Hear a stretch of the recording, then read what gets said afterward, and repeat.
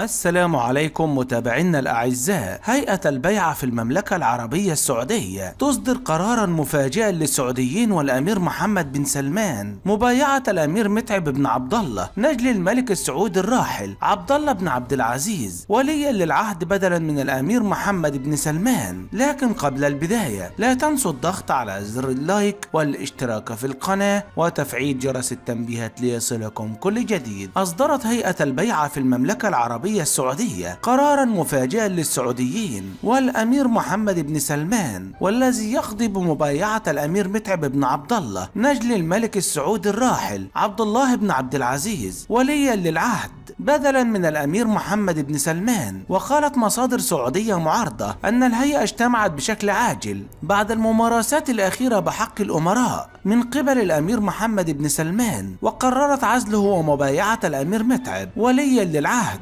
وأوضحت المصادر السعودية المعارضة أن الهيئة أرسلت برقية للملك سلمان تبلغه بقرارها بمبايعة الأمير متعب للمنصب، والتأكيد على أنه لا رجعة في هذا القرار مهما كلف الأمر، مهددا الملك سلمان بإعلان القرار رسميا عبر كافة الوسائل المتاحة بدون موافقته. وحسب المصادر السعودية المعارضة فأن هيئة البيعة طلبت من الملك سلمان بالتصديق على القرار واعتماده عوضا عن إعلانه رسميا وإرباك الساحة السياسية داخل السعودية وخارجها، مهددة بكشف تفاصيل انقلاب الملك سلمان ونجله الأمير محمد على الأمير محمد بن نايف. وبينت المصادر السعودية المعارضة أن الرسالة التي وجهت للملك سلمان كانت شديدة اللهجة، وحذرته من إمكانية مبايعة الأمير أحمد بن عبد العزيز ملكا للسعودية في حال أصر الملك سلمان على إبقاء نجله الأمير محمد في منصب ولاية العهد، مشددين على رفضهم لأي دور للأمير محمد في المرحلة المقبلة. وأشارت المصادر السعودية المعارضة إلى أن الملك سلمان استجاب للتهديدات وضغوطات هيئة البيعة واتخذ قرارا صادما بالمصادقة على تعيين الأمير متعب وليا للعهد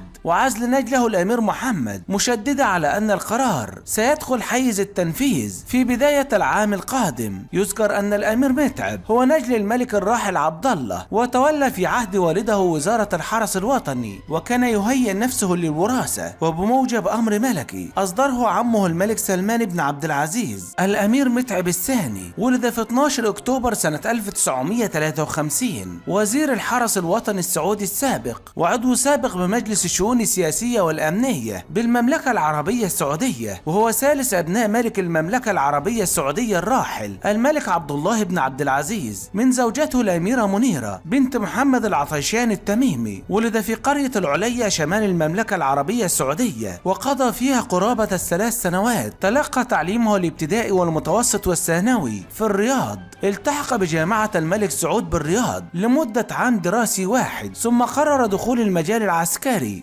التحق بأكاديمية ساندهيرست العسكرية الملكية في المملكة المتحدة وتخرج منها برتبة ملازم. عين فيما بعد في مدارس الحرس الوطني العسكرية بالرياض. تدرج الأمير متعب بن عبد الله في الرتب العسكرية حتى حصل على رتبة عميد، ثم التحق بكلية القيادة والأركان في الرياض وحصل على درجة الماجستير في العلوم العسكرية، ثم ترقى إلى رتبة لواء. في عام 1983 أصدر صاحب السمو الملكي الأمير عبد الله بن عبد العزيز آل سعود ولي العهد نائب رئيس مجلس الوزراء رئيس الحرس الوطني آنذاك أمرا بتعيين العقيد متعب بن عبد الله قائدا لكلية الملك خالد العسكرية. وفي عام 1990 أصدر صاحب السمو الملكي الأمير عبد الله بن عبد العزيز آل سعود ولي العهد نائب رئيس مجلس الوزراء رئيس الحرس الوطني آنذاك أمرا بتعيينه نائبا لرئيس الجهاز العسكري بالحرس الوطني، إضافة إلى عمله قائدا لكلية الملك خالد العسكرية. وفي عام 1995 صدر الأمر الملكي الكريم بترقيته إلى رتبة فريق ركن. تم تعيينه وزيرا لوزارة الحرس الوطني الجديدة في 27 مايو سنة 2013 عندما أصدر والده خادم الحرمين الشريفين الملك عبد الله بن عبد العزيز آل سعود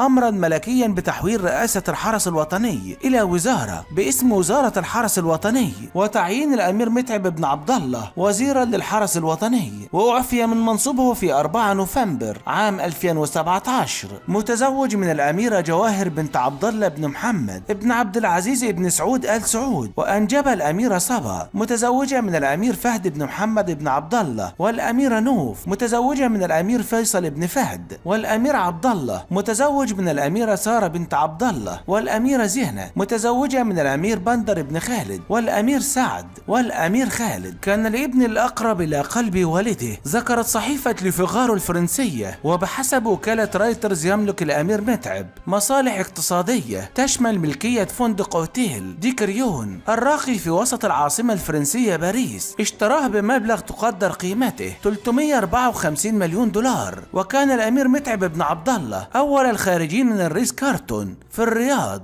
ضمن صفقة الحرية مقابل المال، إذ توجه إلى قصره في الرياض بعدما عقد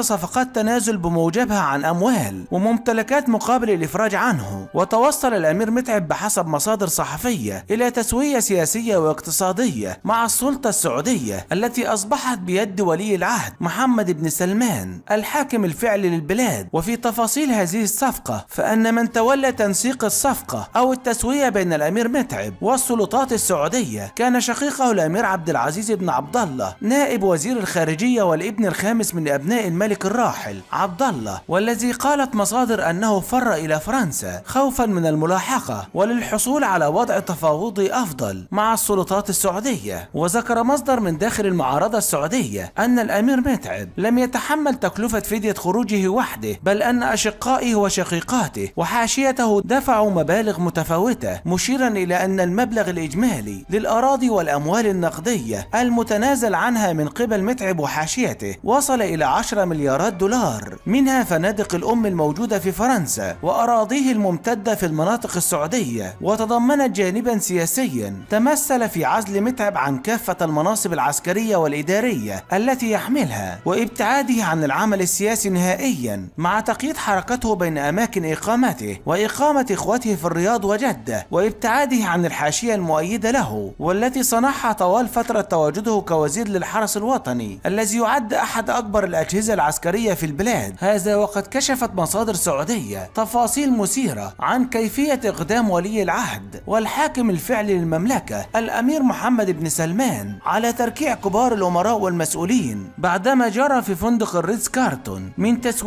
من تسويات مالية. انتهى الفيديو، لكن قبل المغادرة لا تنسوا الضغط على زر اللايك والاشتراك في القناة وتفعيل جرس التنبيهات لكي يصلكم كل جديد.